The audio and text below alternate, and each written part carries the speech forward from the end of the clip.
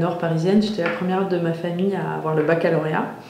Et puis après 10 ans d'expérience professionnelle, je me suis aperçue, on s'est aperçu avec Saïd Amouche que dans nos quartiers respectifs, ça n'évoluait pas beaucoup et que trop de jeunes encore, même diplômés, subissaient de plein fouet la discrimination et ça nous paraissait injuste. Et donc on a lancé un cabinet qui permet de mettre en relation des entreprises qui ont des vrais besoins et des jeunes qui sont en recherche d'un premier job ou d'un stage de fin d'études ou d'une alternance. Un des déclics forts, c'est que lorsque j'entendais dire de la part de professionnels du recrutement ou de la fonction RH dire on ne recrute pas dans les quartiers parce qu'il n'y a pas de compétences, ou lorsque j'entends encore dire des responsables d'entreprise dire je ne peux pas recruter tel ou tel type de personnes parce qu'ils ne sont pas à la hauteur de leurs compétences, ou on ne les trouve pas, ou ils n'ont pas le niveau, où ils n'ont pas la maîtrise du métier, c'est pas possible. La Seine-Saint-Denis, c'est 15 000 jeunes diplômés fabriqués chaque année, donc on n'a plus de problème de compétences, on n'a plus de problème de qualification. Si on cherche bien, on a un bon niveau de motivation.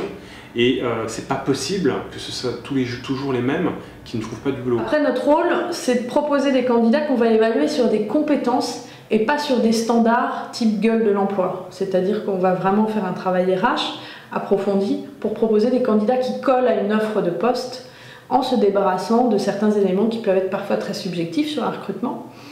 Et donc de présenter des candidats que peut-être d'autres opérateurs plus classiques du recrutement ne présenteraient pas. On a structuré aussi tout ce qui est accompagnement, puisque nos valeurs associatives font que nous, notre but, c'est de placer des gens en entreprise, bien sûr, mais qu'est-ce qu'on fait de ceux qui ne sont pas encore tout à fait prêts? Comment on peut les aider? Donc on met en place des programmes d'accompagnement, où dedans on va trouver le projet vidéo, qui est un projet qui nous tient vraiment à cœur. On accompagne vraiment les candidats sur 1 jour et demi, sur comment valoriser ses expériences professionnelles, ses compétences.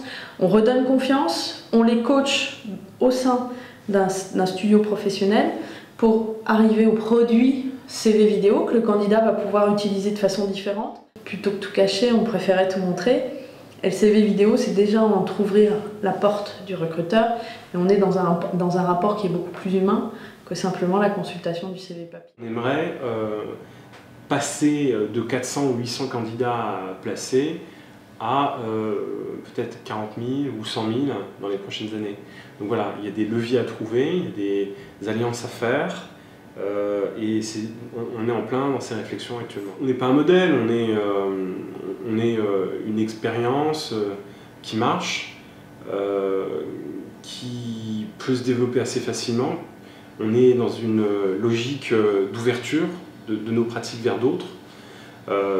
Et on a vraiment envie d'être dans des collaborations partagées, dans une perspective de servir l'intérêt général.